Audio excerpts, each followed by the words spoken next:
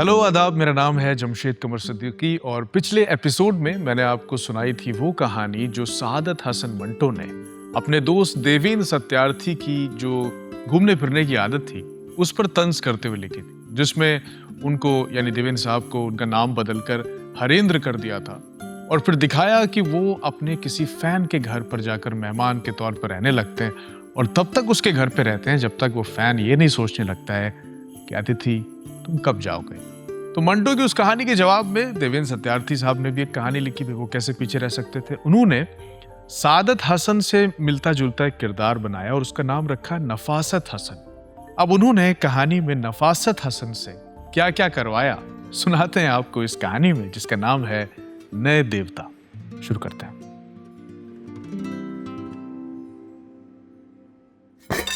गाजर के गर्म हलवे की खुशबू से सारा कमरा महक उठा था।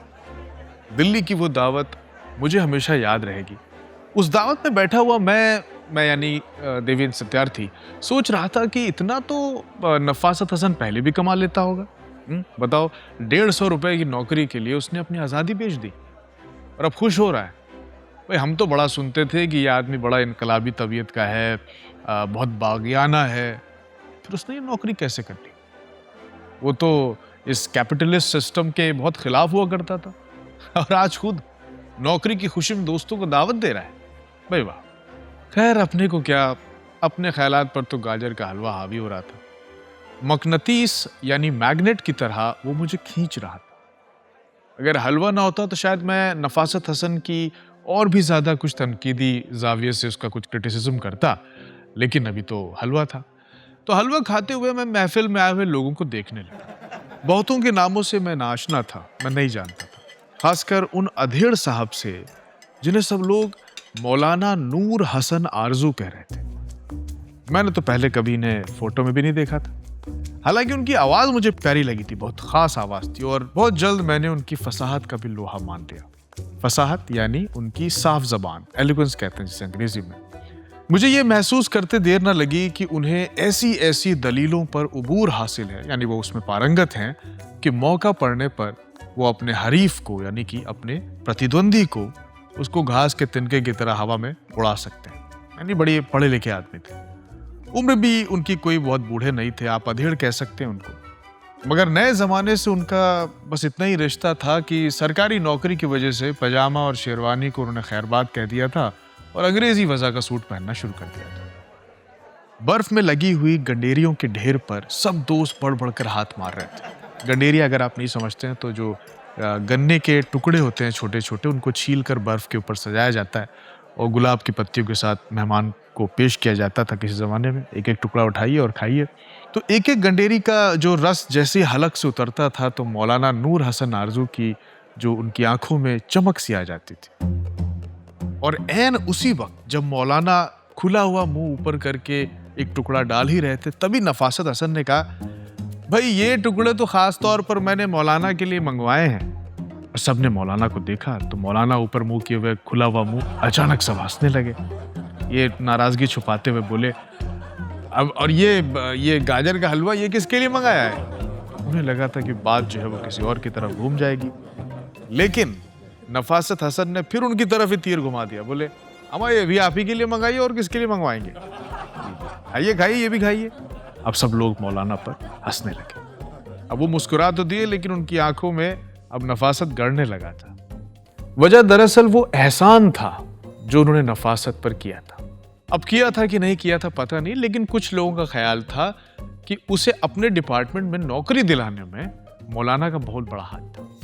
मगर नफासत हसन कहाँ किसी का एहसान मानता है।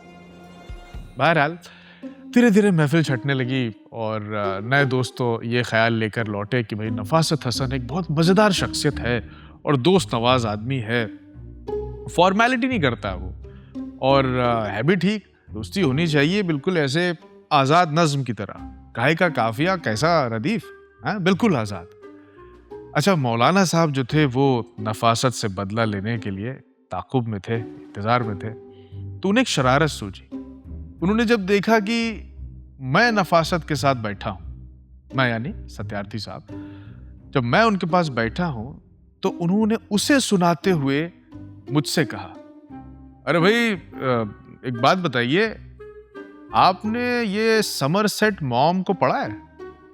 अच्छा, आप में से जो लोग समरसेट मॉम को नहीं जानते, वो विलियम समरसेट मॉम की बात हो रही है। MAUGHAM, एक बड़े अंग्रेजी राइटर थे जो अपने नाटकों के लिए, नॉवेल्स के लिए, शॉर्ट स्टोरीज के लिए बहुत मशहूर थे। 1965 में उनका इंतकाल हुआ था, तो ये उन्हीं का जिक्र कर रहे थे।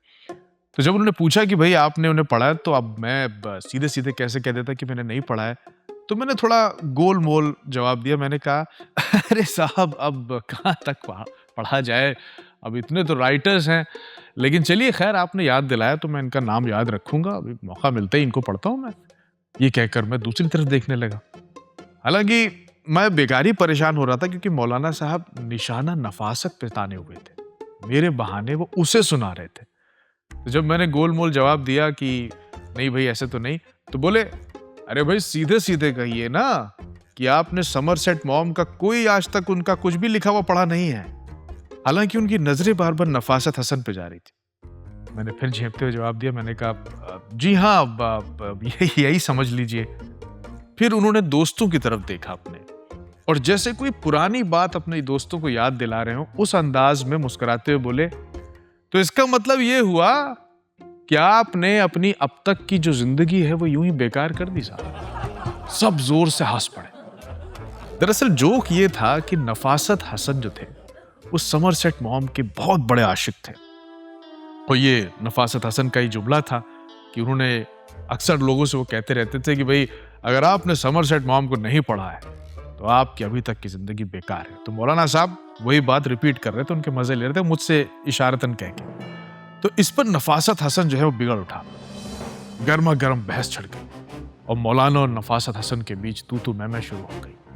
नफासत हसन चीखने चिल्लाने लगा, बोला, बस बस मौलाना, जरा चुप रहिए आप, इतनी जबान मत खोलिए आप।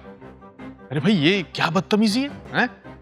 अरे मैं तुम्हारे वालिद की उम्र का हूं भाई। वालिद? रहने दीजिए, अपनी हरकतें देखिए, कहिए तो खोल दो सारी पोल पट्टी भी यहीं पे। बड़े आए वालिद के बराबर। क्या पोल पट्टी? हाँ बोलो, क्या पोल पट्टी? खुलकर बोलो। मौलाना भी चीखे। अब बात आगे बढ़ गई। मुझे तो लगा कि कहीं दोनों के बीच हाथापाई ना हो जाए। अब देखिए, हक की बात तो ये थी कि भाई दावत नफासत हसन के घर पर थी, वो मेजबान था तो उसे मेजबान की तरह लिहाज करना चाहिए था। लेकिन मैं दूसरी तरफ ये सोचने लगा, मैंने सोचा कि आखिर समरसेट मॉम पर नफासत हसन इतना क्यों फिदा है? आखिर क्या ऐसी बात है? अरे भाई समरसेट मॉम क्या लिखता होगा भाई? हैं? ऐसा आशिक तो समरसेट मॉम का उसके अपने देश इंग्लिस्तान में नहीं होगा जैसा ये यहां पर है। कहीं ऐसा तो नहीं है कि नफासत हसन अपनी बातचीत में जिन जिन जुमलों को नगीने की तरह लगाता है, जो तशबीह है वो इस्तेमाल करता है, वो विलायत की किसी फैक्ट्री से बनकर आ रही हैं? चुपके चुपके वहां का माल यहां छापा जा रहा है। जैसे मुझे इसलिए भी शक हुआ क्योंकि एक दिन का किस्सा है। हुआ यूं कि एक दिन नफासत ने मुझसे पूछा, यूं ही बैठे बैठे अचानक से बोले, ये बताइए कि औरत किस वक्त सबसे खूबसूरत लगती है? अब भाई ये क्या सवाल है? मैंने कहा कि आप ही बताइए। मैंने पूछा तो नफासत ने पहले तो सोचने का ऐसा बहाना सा किया, थोड़ा सा सोचा और फिर कुर्सी पर अचानक एक पहलू बदला, थोड़ा बुजुर्गाना अंदाज में, और बोले, देखिए औरत सबसे खूबसूरत तब लगती है जब वो 3 दिन के बुखार में हो, उसके हाथ की जो रगें नीली पड़ जाए, तब वो सबसे खूबसूरत लगती है। अब देखिए भाई, ये कुछ अलग टाइप की बात तो है, बिल्कुल तशबीह नहीं है, इस पे एक नया तरह का रूपक है। लगता है किसी बड़े राइटर की कही हुई बात है, इसका मतलब चाहे जो भी हो, लेकिन कुछ अलग अलग लग रही। तो अब मुझे शक हुआ कि कहीं ये समरसेट मॉम की फैक्ट्री में बनी हुई लाइन तो नहीं है। आपको भी लग रही है कि नहीं? खैर वापस आते हैं उस दिन वाली दावत पर। तो मौलाना और नफासत की तू मैं के बाद मैंने नफासत को थोड़ा ठंडे करने के लिए कहा, अरे नाराजगी छोड़ो यार, वैसे समरसेट मॉम तो सच में एक देवता है। वो बोला, और मैंने कहा, आप भी देवता हैं मियाँ। भाई देखिए, देवताओं में 3 बड़े देवता हैं, ब्रह्मा, विष्णु और शिव। अपनी अपनी अहमियत की वजह से वो बेहद तो तीनों ही बहुत खास हैं। अब ब्रह्मा जी जो है वो जन्म देते हैं, विष्णु परवरिश करते हैं और शिव ठहरे मौत का नाच नाचने वाले नटराज। जैसे ही मैंने ये कहा, नफासत हसन का ध्यान मेरी तरफ खिंच गया। उधर मौलाना ने भी मेरी तरफ दिलचस्पी से देखा। मैंने कहा, देखिए, हर राइटर अलग अलग वक्त में ब्रह्मा, विष्णु और शिव होता है। जब एक राइटर एक चीज लिखने में कामयाब हो जाता है तो वो ब्रह्मा होता है। वो उस चीज को संभाल संभाल कर आगे बढ़ा रहा होता है, करेक्शन कर रहा होता है, तब वो विष्णु हो जाता है। और जब वो अपने ही हाथ से लिखी किसी तहरीर को टुकड़े टुकड़े करके उसके पन्ने उड़ा देता है, तब वो 100% शिव का रूप धार लेता है। मौलाना बोले, भाई वाह, क्या बात है, तखय्युल तो कमाल का है आपका। मैंने शर्माते हुए कहा, नहीं, ये दरअसल ये मेरा नहीं है। आपका नहीं है? तो किसका है? मैंने कहा, ये बंबई में वो एक पीएन सोसाइटी है, उसमें बुलबुल हिंद मिसेज सरोजनी नायडू ने मेरी एक राइटिंग पढ़कर ऐसा कहा था। मौलाना बोले, वाह क्या बात है, बहुत ही खूबसूरत, भाई वाह, मजा आ गया। क्या कहा है सरोजनी नायडू जी ने? लेकिन कुछ आप अपना भी तो सुनाइए भाई, कुछ अपना मौलिक कुछ हो, कुछ तबाजाद हो, या कुछ ऐसा जो कुछ कॉन्ट्राडिक्टरी हो इसका। मैंने हंसते हुए कहा, कॉन्ट्राडिक्टरी तो क्या होता है, कुछ भी नहीं होता। मुझे तो नहीं लगता कॉन्ट्राडिक्टरी राइटिंग जैसी कोई चीज होती है। क्या कहा? नहीं होती? नफासत हसन ने मुझे टोकते हुए कहा। अरे कैसे नहीं होती? मैं सुनाता हूं, सुनिए। फिर गला खखार कर बोले, जब सुबह की पहली किरण आंखें मलती हुई, जब सुबह की पहली किरण आंखें मलती हुई धरती पर उतरी, तब पास की कच्ची दीवार अंगड़ाई ले रही थी। हैं?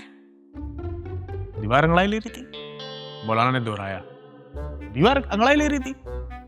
मैंने दबी आवाज में कहा, हाँ भाई, ले सकती है, इस वक्त नफासत साहब ब्रह्मा है। सब लोग जोर से हंस लिया। नफासत हसन को बहुत बुरा लगा, लेकिन वो चुप रहा। हालांकि वो चुप कम ही रहता था, और वो इसलिए क्योंकि उसके दोस्तों ने उसे कह दिया था कि भाई तुम बड़े साफ गो आदमी हो, यानी बिना लाग लपेट के बोलने वाला। एक दो बार किसी ने बोल दिया तो वो वही सच समझने लगा, तो मानने लगा कि मेरे जितना वाकई साफ गो आदमी इस पूरी दुनिया में नहीं। इतना साफ गो है कि जब उसने नौकरी के लिए एप्लीकेशन भेजी तो उसमें भी उसने साफ साफ लिख दिया था कि भाई उसके पास एक्सपीरियंस के नाम पर 2-4 तवाइफों को पढ़ने का बस यही हुनर है उसके पास। ये अलग बात है कि नौकरी उसे किसी अपने दोस्त की सिफारिश पर मिली थी, लेकिन उसको लगा कि उसकी साफगोई का लोहा दुनिया मानती। अब नफासत हसन के जहन में यह वहम समा गया था कि वो एक राइटर के तौर पर किसी भी बेजान चीज में जान डाल सकता है और उससे कुछ भी करवा सकता है। अपनी एक कहानी में उसने एक पत्थर की बायोग्राफी लिखी थी, एक ऐसा पत्थर जो अचानक एक लड़की के गले लगने के लिए बेकरार हो जाता है। आदमी तो अब आदमी है, लेकिन पत्थर अब पत्थर नहीं है साहब। और साइकोलॉजी की हदें पार हो चुकी हैं। वो लांघ चुका है उस सब को। बिजली के खंभा बिजली का खंभा नहीं है, वो तो अपने सिगरेट केस में भी दिल डाल सकता है, वो जो चाहे कर सकता है। अभी आप उसे किसी का फूला हुआ थैला देखेंगे तो कहेगा किसी प्रेग्नेंट औरत का पेट है। किसी के बोलने का तरीका उसको सोडे के बुलबुले की तरह लगता है, किसी की नाक चीनी की प्याली की ठूठनी की तरह लगती है। वो कुछ भी लिख सकता है क्योंकि वो नफासत हसन है और वो साफ गो है। खैर, शाम हो चली थी, मेहमान जा चुके थे और मेहमानों के जाने के बाद बस हम 3 ही लोग रह गए थे। बाकी एक मौलाना नूर हसन आरजू साहब थे, मैं था और खुद नफासत हसन थे जिनका घर था। नफासत ने शाम के वक्त एक अंगड़ाई सी ली और वो उठ के खड़ा हो गया। अपनी उंगलियों से उसने बालों में कंघी की और फिर जाके छज्जे पे खड़ा हो गया। निकलसन रोड के पास एक टेलर मास्टर की दुकान में बिजली के कुमकुमे रोशन हो चुके थे। छज्जे पर खड़ा खड़ा नफासत हसन बोला, मौलाना चलो लगे हाथों सरदार जी से ही मिलाते हैं। सरदार जी? ये कौन है? मैंने पूछा तो नफासत ने जवाब तो नहीं दिया, लेकिन बोला, चलिए आप भी चलिए, मिलवा के लाता हूं आपको। चलिए साहब, मैं भी तैयार हो गया। हम तीनों चल दिए। कुछ देर के बाद हम नफासत हसन के घर की जो उसका जो अपार्टमेंट का जो एक सीढ़ियां थी वहां से हम उतर रहे थे। उस वक्त मैंने गौर किया कि नफासत सीढ़ी से उतरते वक्त पांवों को जरूरत से ज्यादा जोर जोर से जमीन पे पटकता था। फट फट की आवाज आती थी जब वो सीढ़ियों से उतरता था और पड़ोसी जिससे नाराज होते थे। लेकिन अगर कोई पड़ोसी की चीखती आवाज आ जाए, अबे कौन आवाज कर रहा है, धीरे नहीं चल सकता क्या, तो नफासत हसन कहता, आप मेरी आवाज दबा नहीं सकते, मैं एक इनकलाबी राइटर हूं, और अगर आप मेरी आवाज बर्दाश्त नहीं कर पा रहे हैं तो इसका मतलब कि यह समाज ही नाकाबिल बर्दाश्त है। ये थे नफासत हसन। खैर, थोड़ी देर के बाद एक बड़े लंबे चौड़े बाजार से होते हुए घूमते घामते हम पहुंचे उन्हीं सरदार जी की दुकान पर। वो एक शराब की दुकान थी जो एक बेहद बदबूदार सी जगह थी। मेज पर संगमरमर की सिलों पर सोडा और विस्की रखी हुई थी। हमारी नशिस्त गाह के करीब ही कुछ टूटे हुए आबखूरों का अंबार लगा था। आबखूरों यानी कि मटकों का अंबार लगा हुआ था। एक आदमी खाली बोतलों के ढेर के पास बैठा बीड़ी पी रहा था, और उससे थोड़ी दूर पर एक दूसरा अधेड़ उम्र का आदमी अपनी टांगे एक टूटी हुई अलमारी पर टिकाए हुए मुंह खोले हुए बेहोश पड़ा था। पहले तो मुझे लगा कि कहीं यही तो वो नहीं है जिनसे हम मिलने आए, लेकिन खैर जान में जान तब आई जब नफासत ने पहले वाले से कहा, बीड़ी वाले से, ओ जुम्मा, लाओ तो जरा सरदार जी को बुला लाओ। खैर थोड़ी देर के बाद सरदार जी आए, बैठे, और फिर जो मेज पे विस्की की बोतलें वगैरह थी सब सजा दी गई। फिर इधर की बातें हो रही हैं, उधर की बातें हो रही हैं। ऐसा लग रहा है जैसे दुनिया की सबसे बड़ी और सबसे अहम बात इसी मेज पर हो रही है। सरदार जी और नफासत एक दूसरे को बताने लगे कि वो दुनिया में क्या करना चाहते हैं। सरदार जी ने भी बताया कि वो ये काम करना चाहते हैं, दुनिया में जाने से पहले वो करना चाहते हैं। मैं सुन रहा हूँ दोनों को, दोनों नशे में। नफासत हसन ने एक अहम बात तो ये बताई कि उन्होंने कहा कि भाई मैं इतना खुल के इसलिए लिख पाता हूँ क्योंकि मुझे कब्ज की शिकायत नहीं है। उनके हिसाब से राइटर्स को बहुत कब्जियत होती है, इसलिए वो बहुत खुल के नहीं लिख पाते। फिर उसने एक और बात बताई जो बेहद अहम है और जो मैं कभी जिंदगी में नहीं भूल सकता। ये बात या तो कोई नशे में आदमी कह सकता है या फिर नफासत हसन कह सकता है, और इस वक्त नफासत हसन ही नशे में थे, तो लिहाजा उन्होंने ये बात कही। अब सुनिए उन्होंने क्या कहा। कहने लगे कि भाई साहब, मैं एक कहानी लिख के इस दुनिया से जाना चाहता हूं। बस ये एक चीज ऐसी है जो मैं लिख लूंगा तो उसके बाद अगर मैं मर भी जाऊं तो मुझे कोई गम नहीं है। मैं यही समझूंगा कि मैंने जिंदगी में एक बहुत बड़ा काम किया है। अब भाई साहब, मेरी और मौलाना की नजर जो है नफासत हसन के चेहरे की तरफ चली गई कि भाई इतनी बड़ी बात कह रहा है, क्या बात है। मैंने कहा भाई क्या लिखना चाहते हो, ऐसा भी क्या है। कहने लगे दरअसल एक कहानी है, वो कुछ इस तरह से है कि मैं उन दिनों में जब बंबई में रहता था तो मेरे मकान का एक दरवाजा था जो एक गुसल खाने की तरफ खुलता था। अब देखिए नफासत हसन क्या कह रहे हैं पीने के बाद। कह रहे हैं कि उस गुसल खाने की एक छोटी सी दराज थी, झिर्री सी। अब जब गुसल खाने में कोई नहाता था तो उस दराज से नजर आता था मुझे उस गुसल खाने में नहाने वालों के बारे में मैं कुछ लिखना चाहता हूं। मैंने चौक के मौलाना को देखा, ये क्या बोल रहा है नफासत। नफासत ने हमें ऐसे देखा जैसे हम अनपढ़ हैं और वो कोई बहुत बड़ा फिलोसफर है। बोला, देखिए क्या है कि आदमी जो है वो असल जिंदगी में जो भी हो उसका असली किरदार जो है वो गुसल खाने में ही पता चलता है, क्योंकि उसे वहां ये यकीन होता है कि उसे कोई नहीं देख रहा है। और तब वो क्या करता है, उसकी बॉडी लैंग्वेज क्या है, कौन सा गाना वो गाता है, क्या सोच के मुस्कुराता है, किसे याद करता है, पानी कैसे खुद पे उछालता है, इससे बहुत कुछ मालूम होता है उसके बारे में। मैं कसम खा के कह रहा हूं कि मुझे इतनी जोर की हंसी आ रही थी, लेकिन मैं खामोश रहा, उनकी बातें सुनता रहा। मौलाना बहुत गौर से सुन रहे थे उसकी बात, जैसे वाकई कोई बहुत काम की बात कह रहे हैं नफासत। तभी नफासत हसन के दिल में ख्याल आया, उसे याद आया कि दोपहर में उसने मौलाना के साथ घर पे बदतमीजी की थी। तो वो अचानक से उठा और उसने नशे में, जैसा आमतौर पर लोग नशे में करते हैं, उसने अचानक से मौलाना को गले लगा लिया और फिर उसने अपना गाल मौलाना की तरफ करके इशारा किया कि यहाँ पे प्यार कीजिए। मेरी हंसी बड़ी मुश्किल से रुक रही है, लेकिन मौलाना साहब ने भी उसका गाल चूम लिया। इसके बाद मौलाना ने बड़े खुलूस से उठकर अपनी छाती पे हाथ रखते हुए कहा, देखो भाई, अब तुम मानो नहीं, लेकिन मैं समरसेट मॉम हूं। नफासत हसन ने अपनी छाती पर हाथ रखते हुए कहा, मैं समरसेट मॉम हूं। फिर मौलाना ने कहा, तुम समरसेट मॉम हो? मुझे लगा मैं समरसेट मॉम हूं। कहीं ऐसा तो नहीं कि हम दोनों समरसेट मॉम हैं? नफासत बोला, हाँ, हम दोनों समरसेट मॉम हैं, और जो है वो समरसेट मॉम है, और जो नहीं है वो भी समरसेट मॉम है। अब पता है, ये समरसेट मॉम भी समरसेट मॉम ही है। और ये कहकर दोनों एक दूसरे के गले लग गए।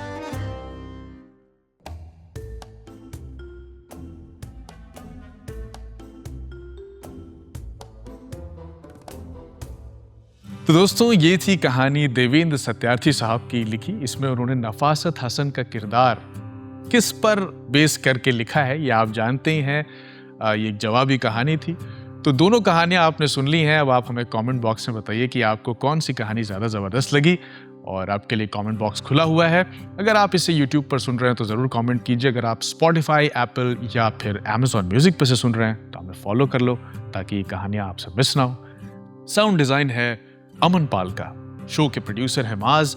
अगले हफ्ते लौटूंगा एक और नई कहानी के साथ। मेरा नाम है जमशेद कमर सिद्दीकी। दुआओं में याद रखिएगा।